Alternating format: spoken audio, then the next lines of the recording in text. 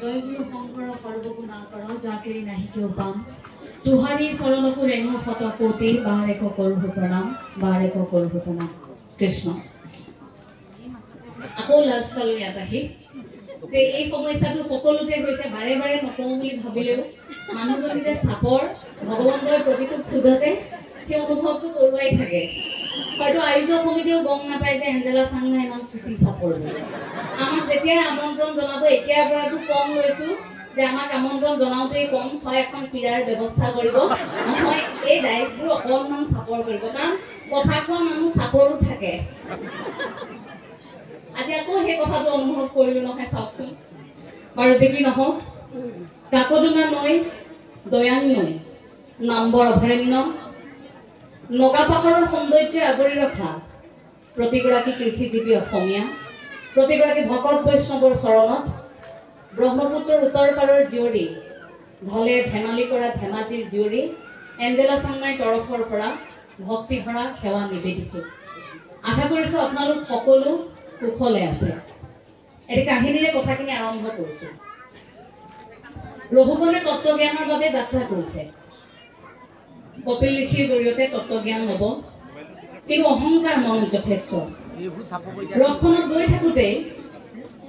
বাৰে বাৰে কি কৰিছে, তেওঁ দোলাত গৈছে, ক্ষমা কৰিব, দোলাত গৈ থাকোঁতে এই বাৰে বাৰে পথৰুৱাসকল যে গৈ থাকে, বাটেৰে গৈ থকা লোকসকলক টানি আনি ইজন সিজনক ভাৰ ল'বলৈ দিয়ে।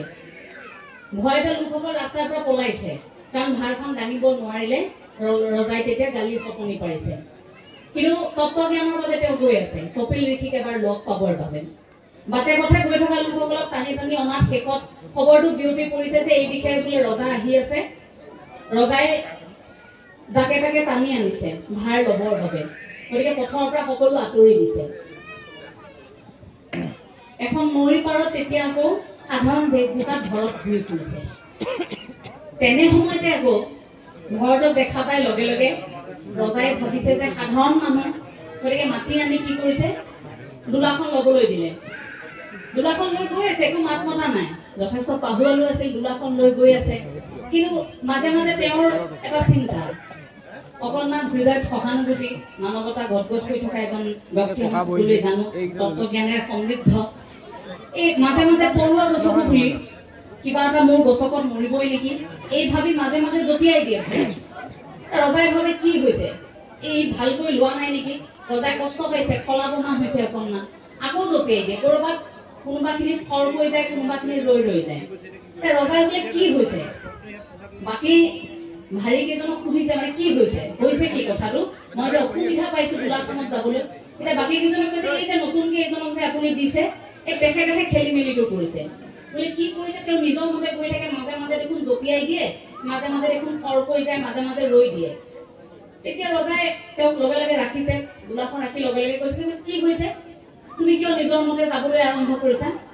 মইতো ৰজা বহি গৈছো, দোলাখন নিওঁতে তুমি চাই যাব লাগে। তাৰ পাছত কৈছে যে বয়স হৈছে নহয়, দোলা দাঙি দাঙি হয়তো চাগে সেই বয়সৰ বাবে বুঢ়া হৈছ, সেইধৰণে তই বুলি উপলুঙা কৰিবলৈ আৰম্ভ কৰিলে। বোলে তোৰ শাস্তিও বিহা হব এতিয়া। তই বুলি যেতিয়া উপলুঙা কৰিছে, ঘৰতে একো মাত মতা নাই, মিচিকিয়া এটা হাঁহিৰে প্ৰত্যাহ্বান জনাইছে, একো কোৱা নাই। অকণমান দূৰ যোৱাৰ পিছত আকৌ একে কথা, তোক ইমানখিনি কথা কলো, তোৰ গাতেই নালাগিল নে? তাৰ পাছত তেতিয়া ঘৰতে হাঁহি মাৰি উত্তৰটো দিছে, আপুনি যে প্ৰথমে কথাষাৰ মোক ক'লে যে দোলাখন দাঙি অনাৰ বাবে তই হয়তো বুঢ়া হৈছ, তোক এতিয়া শাস্তি দিম। এই কথাটো এনেকুৱা যে মই দোলাখন, মোৰ শৰীৰটোৱেহে দোলাখন দাঙি আনিছে, মোৰ আত্মাই আপোনাক কঢ়িয়াই অনা নাই, মোৰ আত্মা কেতিয়াও বুঢ়া নহয়। শাস্তি দিম বুলি আপুনি যে উল্লেখ কৰিলে, শাস্তি কোনে কাক দিব পাৰে? মোৰ আত্মাটোহে কঢ়িয়াই ফুৰিছো, আপুনি মোৰ আত্মাক শাস্তি দিব নোৱাৰে। এই কিছু তেনেধৰণৰ কথা শুনি ৰজা আচৰিত হৈ পৰিল। ভাবিলে আচৰিত কথা, ইমান কথা তেওঁ কেনেকৈ গম পালে? এখেত কোনো সাধাৰণ ব্যক্তি নহয় বুলি ৰজাই তেতিয়া উপলব্ধি কৰিলে। কিন্তু তেওঁ ঘৰতে সেই মুহূৰ্তত কৈছিল যে আপুনি ৰজা হৈ যিটো গৌৰৱৰ আসনত অসত্যক স্বীকাৰ কৰি উঠি আহিছে, সেই অসত্যৰ আৱৰণখনত থাকিলে আপুনি যিটো সত্যৰ বাবে গৈ আছে, সেই সত্যটোক আপুনি স্বীকাৰ কৰিবলৈ সুযোগ নাপাব। আপুনি তত্ত্বজ্ঞানৰ বাবে গৈ আছে, আপুনি জ্ঞান অৰ্জন কৰিবৰ বাবে গৈ আছে, কিন্তু আপুনি গৈ আছে ৰজা হৈ, দোলাত গৈ আছে বাটে পথে জাকেই পাইছে তাকে আনি আপোনাৰ দোলাখন দাঙিবলৈ দিছে সেই অসত্যৰ পোছাকযোৰ প্ৰথমে আপুনি খুলি ল'ব লাগিব বুলি ক'লে আজিও আমাৰ তেনেকুৱাই অনুভৱ হৈছে তেনে হয়তো বহু পোছাক খুলি থৈ আমি সত্যটোক স্বীকাৰ কৰিবলৈ আহিছো তেনে তত্ত্বজ্ঞান ল'বৰ বাবে হয়তো আমি এনে ধৰণে আজি মিলিত হৈছো আমাৰ বাবে সৌভাগ্যৰ কথা যে আপোনালোকৰ এখন প্ৰাথমিক শাখাই কোনখেৰীয়াই যাত্ৰাত আগবাঢ়িছে আৰু এই পবিত্ৰ অনুষ্ঠানটিত আমি অংশগ্ৰহণ কৰিবলৈ সুযোগ পালো অসত্যৰ সেই পোছাক জুকুলি সত্যক স্বীকাৰ কৰিবলৈ তত্ত্বজ্ঞান ল'বৰ বাবে আমি আপোনালোকৰ কাষত থাকিবলৈ সুযোগ পোৱাৰ বাবে মই প্ৰথমে প্ৰভু ভগৱন্তৰ ওচৰত সেৱা জনাইছো আৰু এই আধ্যাত্মিক অনুষ্ঠানটি এই সোণালী জয়ন্তী বৰ্ষ শ্ৰীমন্ত শংকৰদেৱ সংঘৰ গোলাঘাট জিলা শাখাৰ দয়াং আঞ্চলিকৰ বৈষ্ণৱপুৰ প্ৰাথমিক শাখাৰ সোণালী জয়ন্তী বৰ্ষৰ আজি দ্বিতীয় দিনৰ কাৰ্যসূচীৰ ধৰ্মালোচনী সভাৰ সভাপতি সঞ্চালকৰ আসন অলংকৃত কৰা মোৰ গুৰু পবিত্ৰপান বৰাদেৱৰ শ্ৰীচৰণত সেৱা জনাইছো লগতে সেৱা জনাইছো মোৰ আন এগৰাকী গুৰু যিগৰাকী বৰ্তমান শংকৰী সংগীত পৰীক্ষা পৰিষদৰ পঞ্জীয়ক হিচাপে আছে শ্ৰীমন্ত শংকৰদেৱ সংঘৰ ৰঞ্জিত বৰা বাপ শ্ৰীমন্ত শংকৰদেৱ সংঘৰ যুটীয়া সম্পাদক দেৱাঞ্জন বৰা বাপ লগতে আমাৰ মূলৰ শৰণ সদস্য সন্মানীয় বীৰেন বৰা বাপ গোটেই অনুষ্ঠানটিৰ মধ্যমণি প্ৰতিগৰাকী ভকত বৈষ্ণৱ আপোনা সকললৈ সেৱা জনাইছো আৰম্ভণিতে ৰঞ্জিত বৰা বাপে ছাৰে উল্লেখ কৰিছিল আমাৰ কথা যে কেনেকৈ প্ৰশিক্ষণ গ্ৰহণ কৰিছিল তেতিয়া অকণমানি ছোৱালী এজনী আছিল সময়খিনি যেন দৃশ্যপটত ভাহি আহিছিল তেনে অনুভৱ হৈছে এই সকল পুৰুধা ব্যক্তিৰ পৰা জীৱনৰ প্ৰতি খোজত শিকিছো আজি হাততে মাইক্ৰফোনটো লৈ যেতিয়া কথা কৈছো প্ৰতি মুহূৰ্তত প্ৰতিগৰাকী গুৰুৰ প্ৰতি কৃতজ্ঞ হৈছো কিন্তু মোৰ ভয় লাগে পবিত্ৰপান বৰা ছাৰৰ সন্মুখত আজিলৈকে মই ক'তো কেতিয়াও এনেকৈ ভাষণ বুলিয়ে কৈছো বাৰু যেটো নিৰ্দিষ্ট বক্তা বুলি আমাক আমন্ত্ৰণ জনোৱা হৈছে ক'তো বক্তৃতা দি পোৱা নাই গতিকে গুৰুৰ আগত শিষ্যই মাইক্ৰফোনটো ধৰি কিনো কথা কম এয়া মৰসাহ বুলিয়ে কৈছো কাৰণ আমাকে নহয় আমাৰ দেউতাকো ছাৰে পিটি পিটি শিকাইছিল আমাকো সেই ধৰণেই শিকাইছিল গতিকে সেইগৰাকী গুৰুৰ সন্মুখত কিনো কম আসলতে পৰামৰ্শ আপোনালোকক দিব পৰা আমাৰ সামৰ্থ্য নাই মাত্ৰ মনত খুদুৱাই থকা দুই এটি কথাহে আমি বিভিন্ন সময়ত আলোচনা কৰিছো আৰু সেই আলোচনাবোৰ আঁত শিকিছো এই সকল গুৰুৰ পৰা মঞ্চত বহি থকা প্ৰতিগৰাকী জ্যেষ্ঠৰ চৰণত সেৱা জনাইছো মই আৰম্ভণিতে পবিত্ৰপান বৰা ছাৰৰ বিষয়ে এখাৰ কৈ ল'ব বিচাৰিছো যে ব্যক্তিগৰাকীক বুজি পাবলৈ অকণমান সময়ৰ প্ৰয়োজন হয় সহজতে বুজিব নোৱাৰি আপুনি সন্মুখত পোৱাৰ লগে লগে কিছু সংখ্যকে ভাবিব বৰ একা চেকা এই একা চেকা মনৰ মানুহগৰাকীৰ ব্যক্তিত্বক আপুনি যেতিয়া অনুভৱ কৰিব তেতিয়া আপোনাৰ মনলৈ এনেকুৱা এটা চিন্তা আহিবই যে আপোনাতকৈ আৰু সৌভাগ্যৱান কোনো নাই কাৰণ আপুনি তেখেতৰ সান্নিধ্য পাইছে আমাৰ বাবে সেইটো সৌভাগ্যৰ কথা যে প্ৰথমে যেতিয়া অংকীয়া নাট শিকিবলৈ আৰম্ভ কৰিছিলো প্ৰথম গৰাকী ব্যক্তি আছিল যিগৰাকীয়ে এটা চৰিত্ৰৰ বাবে কেইবাগৰাকীৰ ভিতৰৰ পৰা মোক উঠাই আনিছিল বোলে তই আছোন এই চৰিত্ৰটো কৰিব লাগিব সেইদিনা পবিত্ৰপান বৰা ছাৰৰ ৰঙা চকুক ভয় কৰি মই অংকীয়া নাটৰ সংলাপ মুখস্থ কৰিছিলো কিন্তু পিছলৈ সেই সংলাপবোৰ মোৰ বুকু স্পৰ্শ কৰা হ'ল সেইদিনা তেখেতৰ ৰঙা চকুলৈ ভয় কৰি মই ভাওনাখন কৰিছিলো পিছলৈ সেইখিনি মোৰ বাবে গুৰুজনা আদৰ্শৰ প্ৰতি শ্ৰদ্ধা হ'ল প্ৰথমে তেখেতৰ ৰঙা চকুলৈ ভয় কৰি মই নোৱাৰো বুলি ভাবিলেও কোনো মতে থিয় দিছিলো নাই পাৰিবই লাগিব পিছলৈ সেইখিনি অসমীয়া জীয়ৰী হিচাপে মোৰ দায়বদ্ধতালৈ পৰিৱৰ্তন হ'ল গতিকে এই মঞ্চত এগৰাকী গুৰুক মই কৃতজ্ঞতা প্ৰকাশ কৰিবলৈ সুযোগ পাইছো মই ভাবিছো কি মোৰ বাবে সৌভাগ্যৰ কথা যেটো নিৰ্দিষ্ট বিষয়বস্তু দিয়া হোৱা নাই গতিকে নিৰ্দিষ্ট বিষয়ত আজিও আমাৰ কথা কেইটা নাথাকিব অকণমান বিভিন্ন বিষয় সামৰি দুই এটা কথা প্ৰকাশ কৰিবলৈ চেষ্টা কৰিম আসলতে প্ৰসংগ বহু সময়ত বহু থাকে যিবোৰ আলোচনা কৰাৰ এতিয়া প্ৰয়োজনীয়তা আছে আমি গুৰুজনাৰ অৱদানৰ বিষয়ে বিভিন্ন সময়ত পাতি আহিছো কিন্তু গুৰুজনাৰ আদৰ্শ কিমান গৰাকী অনুভৱ কৰিব পাৰিছো বহু সংখ্যকে গুৰুজনক স্বীকাৰ কৰিব নিবিচাৰে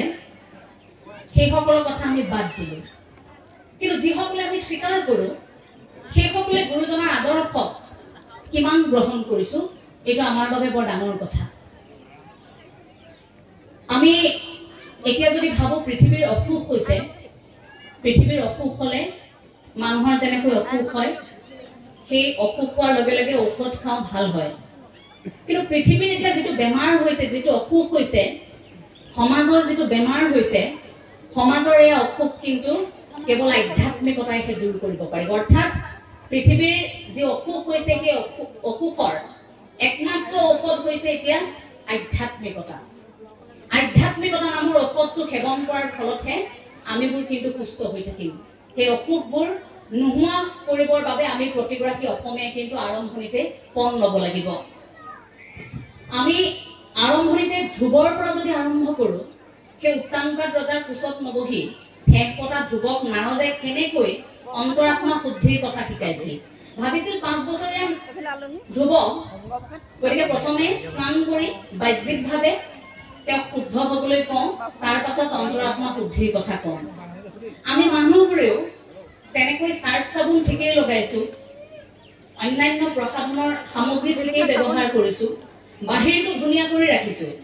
কিন্তু অন্তৰখন শুদ্ধিৰ বাবে আমি কি কৰিছো এই যে আধ্যাত্মিকতাৰ কথাষাৰ কলো তাৰ মূল ভেটিটোৱে কিন্তু অন্তৰাত্মাৰ উপলব্ধি অন্তৰ শুদ্ধি গতিকে প্ৰতিগৰাকী নিজৰ মনটো শুদ্ধ কৰিম বুলি যদি প্ৰতিজ্ঞাবদ্ধ হয় প্ৰতিশ্ৰুতিবদ্ধ হয় কোনেও আমাক লেতেৰা কৰিব নোৱাৰে ধুলিয়ে আমাৰ শৰীৰটো লেতেৰা কৰিব কিন্তু মনটো লেতেৰা কৰিব নোৱাৰে গতিকে মনটোৰ শুদ্ধতাৰে আমি একত্ৰিত হ'ব লাগিব একেলগে আজি যে একেলগে আমি ইয়াত সমবেত হৈছো আমি সকলোৱে মনটোক নিয়ন্ত্ৰণ কৰিব পাৰিছো আজি মনটোক নিয়ন্ত্ৰণ কৰিব পাৰিছে বাবে আপুনি ভাবিল যে মই অনুষ্ঠানটিলৈ যাব লাগিব আপোনালোক আহিল মনটোক নিয়ন্ত্ৰণ কৰিব পাৰিছে বাবে আপোনালোকৰ প্ৰাথমিক শাখাৰ বিভিন্ন অনুষ্ঠান ভাগ আপোনালোকে আগবঢ়াই নিছে কাৰণ সেয়া আপোনালোকৰ অনুষ্ঠান বুলি মনটোৱে কৈছে আহিবলৈ অনুমতি দিছে আপোনাৰ অসুখ কিন্তু নাই প্ৰাথমিকৰ অনুষ্ঠান যাবই লাগিব মনটোৱে অনুমতি দিছে আহিছে কিন্তু যিসকলক মনটোৱে অনুমতি দিয়া নাই যিসকলে মনটোক নিয়ন্ত্ৰণ কৰিব পৰা নাই সেইসকল হয়তো এতিয়াও অনুষ্ঠানলৈ অহা নাই সেইসকল হয়তো বিচনাত আছে অথবা অন্যান্য কামত আছে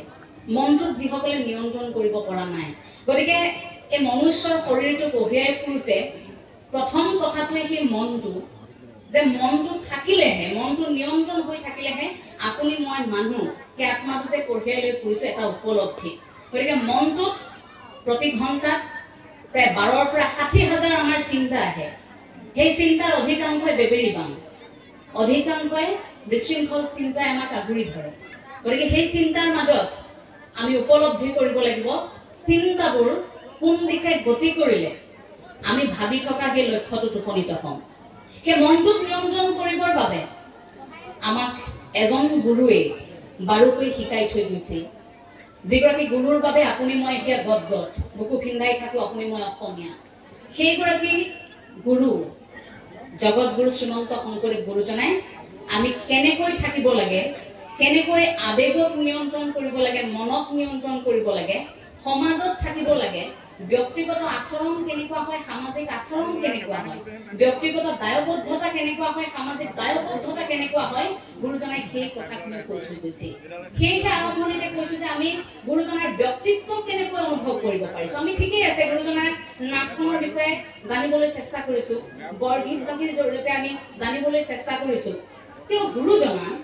এই ব্যক্তিত্বৰ বিষয়ে আমি কিমান জানিবলৈ চেষ্টা কৰিছো এজন ব্যক্তি য'ত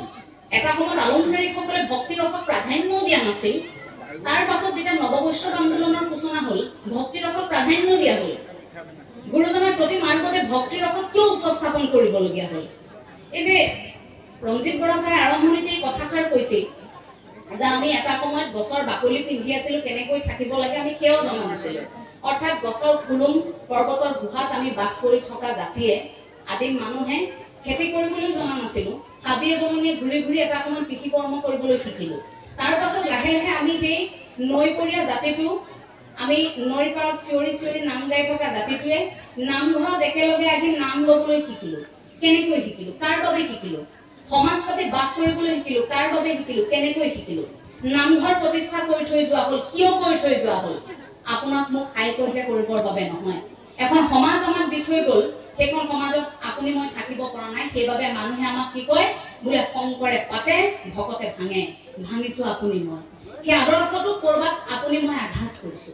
এই কথাবোৰ যেতিয়া আমি মুকলিকৈ কওঁ, এতিয়া আদৰ্শৰ অনুভৱৰ কথাবোৰ যেতিয়া কওঁ, যিসকলে গুৰুজনাক স্বীকাৰ কৰিব নোৱাৰে সেইসকলে বেয়া পায়, আমাক কয় যে এওঁৰ অকল কথা কৈ থকাৰ কাম নেকি। যদি গান গোৱা মানুহ এজনক আপুনি কয় যে এওঁ অকল গানেই গাই থাকে, অভিনয় কৰা মানুহ এজনক কি এওঁ অকল অভিনয় কৰি থাকে, নৃত্যশিল্পী এজনক আপুনি ক'ব নেকি যে এওঁ অকল নাচিয়ে থাকে, তেনেহ'লে বক্তা এগৰাকীক কিয় কয় যে এওঁ অকল কথা কৈ ফুৰে। ই এটা বৃত্তিমুখী শিক্ষা। আমি হাতত মাইক্ৰফোনটো লৈছো, মনৰ দুই এটা কথা আলোচনা কৰিছো, এই আদৰ্শটোত কৰবাত কিবা খেলি মেলি হৈছে, যদি সময় আছে আমি আলোচনা কৰি তাক ঠিক কৰিব পাৰো নেকি বুলিহে। ইয়াত পৰামৰ্শ কতো নাই, ইয়াত প্ৰফেচনেল বক্তা হবলৈ যোৱাৰ আমাৰ মনোবৃত্তি নাই। তেনেকৈ ইচ্ছা থাকিলে আমি সেই ধৰণে গতি কৰিলোহেঁতেন। আৰম্ভণিতে যে আমাৰ এটা চিনাকি দিয়া হৈছে যে আমি শ্ৰীমন্ত শংকৰদেৱ সংঘৰ এগৰাকী সংগী, এই কথাটোক মই গৌৰৱবোধ কৰো যে শ্ৰীমন্ত শংকৰদেৱ সংঘই সেই মজিয়াখন কিন্তু সাজু কৰি দিছে, য'ত গুৰুজনাৰ আদৰ্শক অনুভৱ কৰিব পাৰি। সেই অনুভৱখিনি কৰিবৰ বাবেহে হাততে মাইক্ৰফোনটো লৈছো। প্ৰয়োজন হলে ৰাজ্যৰ বিভিন্ন প্ৰান্তত এগৰাকী নহয় 10 গৰাকী 50 গৰাকীকৈ বক্তা ওলাওক, গুৰুজনাৰ কথা কওক। আমিও জানো যে প্ৰচাৰ প্ৰসাৰ নোহোৱাৰ বাবে কৰবাত কেনেকৈ গুৰুজনা হেৰাই গৈছে। আমি এতিয়া মূৰ ঘমাই থাকো, চিন্তা কৰো বিশ্ব দৰবাৰত গুৰুজনাক প্ৰতিষ্ঠা কৰিব নোৱাৰিলো, কিন্তু ভুল কাৰ আছে। আমাৰ শেক্সপিয়াৰৰ নাটকৰ সৈতে আমি গুৰুজনাৰ নাটকৰ তুলনা কৰিব পাৰো নেকি? কাৰণ শেক্সপিয়াৰৰ নাটকতকৈ গুৰুজনাৰ সৃষ্টি আজি বহু শ্ৰেষ্ঠ আছে, কিন্তু ইংৰাজীলৈ অনুবাদ কৰাৰ বাবে সি বিশ্বব্যাপী গুচি গ'ল। কিন্তু গুৰুজনাৰ সেইবোৰ অৱদান আমি কৰবাত ৰাখি থৈ দিলো, গুৰু আসনৰ ভিতৰত ৰাখি থৈ দিলো। আমি কিয় নোৱাৰিলো কৰিবলৈ? কাৰণ আমি যেতিয়া ধৰ্মালোচনী সভা পাতো, তেতিয়া কেৱল গুৰুজনাৰ সেই জন্ম বৃত্তান্ত, গুৰুজনাৰ কিছু কথা, সেই কথাবোৰ এনেকৈ পাতি থওঁ যে আমি আহি 1 ঘণ্টা 1.5 ঘণ্টাৰ ভাষণ শেষ হয়, খোৱা বোৱাত গোটেই অনুষ্ঠানটো শেষ হৈ থাকে, ধৰ্মালোচনী সভা সিমানতে শেষ হয়। কিন্তু নতুন প্ৰজন্মই কি বিচাৰে, আইসকলে কি বিচাৰে? বৰ্তমান মহাপুৰুষীয় আদৰ্শটোত বিজ্ঞান মনস্কৰে আমি কেনেকৈ জীয়াই থাকিম? বৰ্তমান নতুন প্ৰজন্মই গুৰুজনাৰ আদৰ্শটোক এতিয়া কেনেকৈ গ্ৰহণ কৰিব? ইমান বছৰ আগত দি থৈ যোৱা সেই আদৰ্শ এতিয়া যদি প্ৰতি খুজে খুজে মই মোৰ জীৱনৰ সৈতে যদি খাপ খুৱাওঁ, তেন্তে ইয়াত প্ৰাসংগিকতা কেনেকৈ থাকে? সেই কথাবোৰ অনুভৱ কৰিব পৰাটোহে আমি ভাবো ডাঙৰ কথা, যে সেই পৰিৱেশটো এতিয়া ৰচনা হওক। সেইবাবে প্ৰতিগৰাকীয়ে মাত মাতিব লাগিব, কথা প্ৰতিগৰাকীয়ে ক'ব লাগিব, কথা এইবাবেই ক'ব লাগিব যে যিবোৰ কথা নোকোৱাৰ বাবে কৰবাত খেলি মেলি হৈ গ'ল, সেই খেলি মেলিবোৰ নোহোৱা কৰিব লাগিব। অসমীয়াৰ বৰঘৰত এলান্ধু লাগিছে বুলি ক'লে এতিয়া একাংশ অসমীয়া আমাক বেয়া পায়। কিয় বেয়া পায় নাজানো, কিন্তু সঁচাকৈ আমাৰ পৰম্পৰাত এলান্ধু লাগিছে। সেয়া গুৰুজনাৰ আদৰ্শৰ কথাতে কওক, সেয়া আমাৰ পৰম্পৰাৰ কথাতে কওক। কোনদিনা আমাৰ পূৰ্বপুৰুষে ভেলাঘৰৰ সন্মুখত জনপ্ৰিয় শিল্পীক মাতি সংগীতানুষ্ঠান কৰিছিল? আমি ভোগালী বিহু তেনেকৈ আয়োজন কৰিছিলো? আমি কৰা নাছিলো। আমাৰ পৰম্পৰাবোৰ কোন দিশে গতি কৰিছে? নখোৱা ৰাইজে একেলগে মিলি আনন্দ ফূৰ্তিৰ এসাঁজ, তাত কোনো শিল্পীক মাতি আনি তেনেকৈ নখোৱা নাছিল। কিন্তু ভুল সাংবাদিকৰো আছে। গতিকে ভুল যিহেতু আমাৰ আছে, সাংবাদিক হিচাপে সেই ভুলটো শুধৰাবলৈ এতিয়া প্ৰতিশ্ৰুতিবদ্ধ হৈ সৌখিদিনা মেৰাপানীত আপোনালোকৰ মাজত থাকি এতিয়া অনুষ্ঠান কৰিছিলো যে জাতিৰ পৰম্পৰাবোৰ যে কৰবাত এলান্ধু লাগিছে, সেইবোৰ আঁতৰি যাওক। যিবোৰ অসমীয়াই পালন কৰিছিল নিভাজ পৰম্পৰা, অসমীয়াৰ যিবোৰ কথা, জাতিৰ যিবোৰ কথা, সেইবোৰ কথাহে আমাৰ মাজত থাকক। আৰু সেইবোৰ কথা থাকিবৰ বাবে আপুনি স্বীকাৰ কৰিবই লাগিব গুৰুজনাৰ কথা। গুৰুজনাৰ কথা কওঁতে যদি কোনোৱে বেয়া পায়, সেইসকলৰ প্ৰতি মোৰ এটাই প্ৰশ্ন থাকিব যে গুৰুজনাৰ বিষয়ে কৈ হয়তো গোটেই জীৱনটো শেষ কৰিব নোৱাৰিম, আৰু গোটেই জীৱনটো যেতিয়ালৈকে থাকিম হাতত, যেতিয়ালৈকে মাইক্ৰফোনটো থাকিব, তেতিয়ালৈকে আপোনালোকৰ দৰে ব্যক্তিয়ে বেয়া পালেও মই শ্ৰীমন্ত শংকৰদেৱ গুৰুজনাৰ কথা কৈয়ে থাকিম। বেয়া পালেও আপত্তি নাই, কাৰণ গুৰুজনাৰ আদৰ্শগত দিশটোৱে আমাৰ জীৱনটো সুন্দৰ কৰিব পাৰে। এই যে সৃষ্টিৰাজিৰ অৱদানৰ কথা কলো, এই কথাষাৰত মই কষ্ট পাওঁ এতিয়া। কিছু বৰ্তমান সময়ত চলি থকা কিছু বিষয়বস্তু উপস্থাপন কৰিম যে আজিৰ সময়ত আপোনাৰ সন্তানক আপুনি বৰ হেঁপাহেৰে বৰগীতটো শিকিবৰ বাবে উলিয়াই পঠিয়াইছে, বৰ হেঁপাহেৰে আপুনি ভাওনা ভাগি শিকিবৰ বাবে উলিয়াই পঠিয়াইছে। কিন্তু হৈছে কি? সেই ভাওনা ভাগিৰ বিসংগতি ক'ত হৈছে তাত আপুনি মই যেতিয়া প্ৰশ্ন কৰিবলগীয়া হৈছে প্ৰবীত্ৰবান বৰা ছাৰৰ দৰে ব্যক্তিয়ে আমাৰ অংকীয়া ভাওনাক লৈ কিমান কষ্ট কৰিছে আপোনালোকে সেয়া দেখিছে কেনেকৈ এই শ্ৰীমন্ত শংকৰদেৱ সংঘই দুটাকৈ কৰ্মশালাৰ আয়োজন কৰি বৰগীতৰ বাদ্যৰ অভিনয়ৰ প্ৰশিক্ষণ আগবঢ়াই আহিছে ছাৰৰ দৰে হয়তো বহু ব্যক্তি অসমৰ বিভিন্ন প্ৰান্তত আছে যিসকলে এই ভাওনা ভাগিকেই হওক বা বৰগীত ভাগিকেই হওক শুদ্ধ ৰূপত উপস্থাপন কৰিবলৈ চেষ্টা কৰি আহিছে কিন্তু তাৰ পাছতো বিকৃত হৈছে আজিকালি অনুষ্ঠান পাতে ভাওনা গৈ এতিয়া ভাওনা মহোৎসৱ হ'ল ছাৰে বৰ হতাশাত সেইদিনা সামাজিক মাধ্যমত লিখিছে কষ্ট পাইছো কিন্তু এদিন ছাৰৰ মনৰ কথাবোৰ অসমবাসীক জনাবলৈ চেষ্টা কৰিম তেখেতৰ এগৰাকী শিষ্য হিচাপে এইখিনি আপোনালোকৰ সন্মুখত আজি কথা দিলো তেখেতৰ জৰিয়তে সেই কথাখিনি কিন্তু জানিবলৈ চেষ্টা কৰিম এই যে বিকৃত উপস্থাপন বুলি আমি কৈছো এতিয়া ভাওনা মহোৎসৱ হ'বলৈ গ'ল ভক্তি ৰখেৰে গুৰুজনে আগবঢ়াই থৈ যোৱা ভাওনা এতিয়া উপস্থাপন তেনেকৈ নহয় এতিয়া প্ৰতিযোগিতা হোৱাৰ বাবে সেই প্ৰতিযোগিতাৰ ধাম খুনিয়াত কৰবাত ভক্তি ৰসটো হেৰাই থাকিল আৰু লাহে লাহে এনেকুৱা যদি হয় কেতিয়াবা সেই ভক্তি ৰসটো বিচাৰিবৰ বাবে আপুনি মই হাহাকাৰ কৰিব লাগিব আৰু সেই ছখন অংকীয়া নাটৰ চৰ্চা নাথাকিব বা মহাপুৰুষ শ্ৰী শ্ৰী মাধৱদেৱৰ সৃষ্টিৰে যে সেই ভাওনাসমূহ নাটসমূহৰ কিন্তু চৰ্চা নাথাকিব প্ৰতিযোগিতা পাতক আমাৰ আপত্তি নাই কিন্তু নিৰ্দিষ্ট এখন জিলাৰ কোনোবা এটা কোণত পতা সেই অনুষ্ঠানটিক সদৌ অসম ভাওনা প্ৰতিযোগিতা নাম দি মাত্ৰ কেইটামান দলে অংশগ্ৰহণ কৰিব য'ত কোনো নীতি নিয়মৰ কথা নাথাকে য'ত কোনো ভক্তি ৰসৰ কথা নাথাকে আৰু ভাওনা শেষ হোৱাৰ আগে আগে দুৰ্বাদল কাজিয়া এফালে আয়োজক সমিতি এফালে বিচাৰক আমাৰ লাজ লাগে তেতিয়া সেই ভাওনাখন যিখন ভাওনা চাবৰ বাবে গোটেই গাঁওখন ৰৈ থাকিছিল এটা সময়ত যিখন ভাওনা কৰিব বুলি ভাওৰীয়াসকলে সেইদিনা একো নাখায় উপবাসে থাকে ৰাতিলৈ ভাওনা আছে জীয়ৰী বোৱাৰী গাঁওখনলৈ উভতি আহে গাঁওখনলৈ কোনোদিন নহা জীয়ৰীগৰাকী গাঁওখনৰ ভাওনাখন আছে বুলি সেইদিনা উভতি আহে ৰাতিলৈ সকলোৱে একেলগে ভাওনা ভাগ চাই ভক্তি ৰসৰ কথা থাকে তাত উপলব্ধি কৰে নামঘৰৰ ভিতৰত পতা সেই ভাওনা ভাগ এতিয়া চকুৰ সন্মুখত কিবা এটা খেলি মেলি হ'বলৈ গৈ আছে এইবোৰ শুধৰোৱাৰ দায়িত্ব কিন্তু প্ৰতিগৰাকী অসমীয়াৰ কেৱল শ্ৰীমন্ত শংকৰদেৱ সংঘৰ নহয় কেতিয়াবা যেতিয়া এই উপস্থাপনবোৰ হয় সামাজিক মাধ্যমত ৰাইজে প্ৰশ্ন কৰে যে শ্ৰীমন্ত শংকৰদেৱ সংঘই কিয় মাত মতা নাই আমি আচৰিত হওঁ যে গুৰুজনাই কিবা এটা উপস্থাপন বিকৃত হলে কেৱল শ্ৰীমন্ত শংকৰদেৱ সংঘইহে মাত মাতিব লাগে নেকি দায়বদ্ধ প্ৰতিগৰাকী অসমীয়াই হ'ব লাগে যদি ভাওনা ভাগ ভুলকৈ উপস্থাপন হৈছে গুৰুৱাখনৰ সন্মুখত ভাওনা ভাগ হোৱা নাই যদি ভুল হৈছে কিবা এটা বৰগীত ভাগ ভুলকৈ গাইছে পুৱাৰ বৰগীত নিশালৈ গাইছে তেতিয়া সেই মাত মতাটো দায়িত্ব প্ৰতিগৰাকী অসমীয়াৰ সেই অনুষ্ঠানটো পতা প্ৰতিগৰাকীয়ে দায়বদ্ধ হোৱাটো আচলতে উচিত আমি ভাল পাওঁ এইবাবেই যে আমাৰ অনুষ্ঠানবোৰত তেনে আমি বিসংগতি দেখিবলৈ নাপাওঁ আমাৰ অনুষ্ঠানবোৰত তেনে বিসংগতি আজিলৈকে হোৱা নাই গতিকে সেই বিসংগতিবোৰ আমাৰ সন্তানে নিশিকক আমি সেয়াই কামনা কৰিছো যদি ভাওনা ভাগ শিকিছে আমাৰ সন্তানে সেই উপলব্ধিটো কৰক ভক্তি ৰসৰ কাৰণ সেই ভাওনাখনৰ জৰিয়তে গুৰুজনাই সমাজবাদৰ কথা কৈ থৈ গৈছিল সমাজ তত্ত্বৰ কথা কৈ থৈ গৈছিল গুৰুজনাক সেইবাবে মোৰ সমাজ বিজ্ঞানী বুলি কৈ ভাল লাগে যে ধৰ্ম দৰ্শনটো যেতিয়ালৈকে মানুহৰ মনত আছিল তেতিয়া বুজা নুবুজাকৈ আছিল ধৰ্ম বুলি কোৱাৰ লগে লগে সাংঘাতিক কিবা এটা ভয় কৰিছিল কাৰণ ঈশ্বৰৰ প্ৰতি আগতে ভয় কৰিহে এই যাগ যজ্ঞত বেছিকৈ লোকসকল লাওনা হৈছিল এটা যজ্ঞ পাতিব লাগিব নাপাতিলে বোলে কিবা এটা ভয় হ'ব কিন্তু জগতগুৰু শ্ৰীমন্ত শংকৰদেৱ গুৰুজনাই সেই দৰ্শনটোক সমাজ দৰ্শনলৈ পৰিৱৰ্তন কৰিলে তাক ইমান সহজ কৰি দিলে আমাক বুজালে যে আমাৰ ঈশ্বৰে কেঁচা তেজ নিবিচাৰে আমাৰ ঈশ্বৰে নৈবেদ্য নিবিচাৰে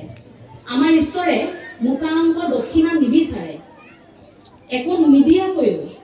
আপুনি কেঁচা তেজ নিদিয়াকৈও আমাৰ সেই ওপৰত থকাজন সন্তুষ্ট হ'ব এক ঈশ্বৰবাদৰ সেই ধাৰণা কি লাগিব তাৰ বাবে এই যে ভাগৱত শাস্ত্ৰভাগী দি থৈ গ'ল ভাগৱতৰ প্ৰথম ভ আখৰৰ ভকতি সেই কথাখিনি অন্তৰত থাকক প্ৰতিগৰাকী ভক্তি ভাৱ যদি নাই তেন্তে আপুনি হাজাৰ টকাৰ অৰিহণা আগবঢ়াওক যদি ভক্তি ভাৱ নাই আপুনি দীঘল দিন নামঘৰত পৰি থাকক যদি ভক্তি ভাৱ নাই আপুনি যিমান দান দক্ষিণা আগবঢ়াওক সেই ভক্তি ভাৱ নহলে একো নহয় ঈশ্বৰেও বোলে সেইখিনি নাপায় গতিকে সেই কথাটোৰ উপলব্ধি আমাৰ বাবে আটাইতকৈ ডাঙৰ কথা আমি অসমীয়া হাঁহো আনক যে আনে সেইটো কৰিলে আনে এইটো কৰিলে এতিয়া আমি কথা কৈ থকাৰ বাবে আমাকো একাংশ কয় বোলে উপদেশতকৈ আৰ্হি ভাল কিন্তু আমিও সেই কামখিনি হাতে কামে কৰিবলৈ চেষ্টা কৰিছো কিন্তু তেওঁলোকে দেখা নাই গতিকে নেদেখাসকলক দেখুৱাৰ দায়িত্বও কিন্তু আমাৰে দেখাব লাগিব দেখুৱাব লাগিব কেনেকৈ আপুনি যদি আহিছে নামঘৰলৈ লগত আপোনাৰ সন্তান আহিব লাগিব আপুনি যদি আহিছে নোকোৱাকৈ আপোনাৰ সন্তানে গুৰুজনাৰ সৃষ্টিৰাজিৰ চৰ্চা কৰিব লাগিব তেতিয়াহে আপুনি সফল আপুনি নোকোৱাকৈ আপোনাৰ সন্তানে গধূলি পোৱাৰ লগে লগে আপোনাৰ লগত দেখিব বোলে আপোনাৰ সন্তানে নোকোৱাকৈ আপোনাৰ লগত নামঘৰত সেৱা লৈছে ভাল কথা আপুনি ক'বলগীয়া হোৱা নাই সেইটোহে আধ্যাত্মিকতাৰ পৰিৱেশ গতিকে এই ক্ষেত্ৰত প্ৰতিগৰাকী পিতৃ মাতৃৰ দায়িত্ব থাকে প্ৰতিগৰাকী আই বাপৰ দায়িত্ব থাকে যে এতিয়া প্ৰতিযোগিতাখন আনৰ লগত নহয় অসমত বহুত প্ৰতিযোগিতা হৈ গ'ল প্ৰতিযোগিতা হ'ল ডাঙৰ মানুহ হোৱাৰ প্ৰতিযোগিতা হ'ল আসনক লৈ প্ৰতিযোগিতা হ'ল বিষয়বাবক লৈ এতিয়া প্ৰতিযোগিতাখন মানুহ হোৱাৰ হওক ভাল মানুহ হোৱাৰ হওক আৰু সেই প্ৰতিযোগিতাখনত ভকত হোৱাৰ প্ৰতিযোগিতা এখনো থাকক যিখন ভকত হোৱাৰ প্ৰতিযোগিতাত কেৱল 60 বছৰ বৃদ্ধগৰাকীয়ে নহয় বোলে 14 বছৰীয়া কিশোৰীগৰাকীও যাব বোলে 14 বছৰীয়া কিশোৰীগৰাকীও যাব সেই ভকত হোৱাৰ প্ৰতিযোগিতাত সেই ধাৰণাটো প্ৰতিগৰাকীৰে থাকক আধ্যাত্মিকতাৰ সেই শিপাডাল আমাৰ ঘৰখনৰ পৰা আনুষ্ঠানিক অনানুষ্ঠানিক শিক্ষা আমি গ্ৰহণ কৰোঁ গোটেই জীৱনভৰ গঢ়িয়াই পৰা তাৰ অন্যতম এটা শিক্ষাই আধ্যাত্মিক শিক্ষা য'ত আত্মাৰ আধাৰ আত্মাৰ জ্ঞানৰ বিষয় থাকে আপুনি মই কঢ়িয়াই পৰা এই শৰীৰটোৰ ভিতৰত থকা আত্মা আপুনি যেতিয়াই উপলব্ধি কৰিব পাৰিব হৈ গ'ল আপুনি আধ্যাত্মিক আপোনাৰ ঘৰখনত সেই শিপাডাল আছে নে নাই তাৰ বাবে আপুনি পৰীক্ষাও মাজে মাজে কৰি চাব লাগিব আপোনাৰ সন্তানক লৈ সেইবাবে আমি ভাবো যে প্ৰথমে আইসকল যদি ব্ৰজাংগী আই পাৰিছিল যদি কনকলতা আই পাৰিছিল মাজে সময় মই আকৌ ফুলন হ'বলৈও কম ফুলনকো প্ৰয়োজন আছে আমাৰ সমাজত নাই নেকি ফুলনৰ প্ৰয়োজন আছে সময় সময় ফুলনো হ'ব লাগিব আমি সেই ব্ৰজাংগী আই যদি পাৰে কনকলতা আই যদি পাৰিছিল আমি কিয় নোৱাৰিম যি সময়ত শিক্ষাৰ ব্যৱস্থা নাছিল তেনে সময়তো যদি শাস্ত্ৰৰ জ্ঞান লৈ সমাজ সুধাৰণিৰ কথা বিজ্ঞজনকো শিকাব পাৰিছিল সেইসকলাই আমি কিয় নোৱাৰিম আপুনি মইতো সকলোখিনি সা সুবিধাই পাইছো বৰ্তমান সময়ত গতিকে আমি কিয় নোৱাৰিম ঘৰখনৰ মূল ভেটি সেইসকল আয়ে সেই শিপাডাল যদি খামুচ মাৰি ধৰে আপোনালোকৰ ঘৰখন আনে লৰাব নোৱাৰে প্ৰতিযোগিতা আপোনাৰ কাষত থকা এগৰাকীৰ সৈতে নহয় প্ৰতিযোগিতা নিজক লৈ কৰক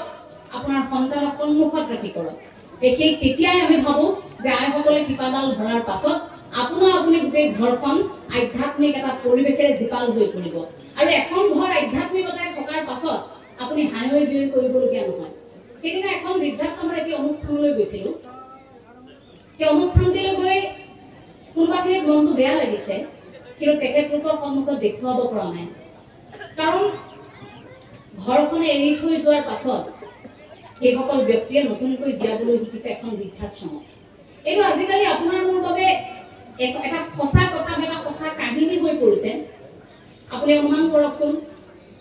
ল'ৰাটো গাঁওখনৰ পৰা বহুত সপোন লৈ চহৰত ভৰি থৈছে চহৰত পঢ়িছে তাৰ পাছত লাহে লাহে প্ৰতিযোগিতাৰ দৌৰত নামি পৰিছে যে মই এতিয়া কিবা এটা কৰিব লাগিব লাহে লাহে প্ৰতিযোগিতাবোৰ বাঢ়িছে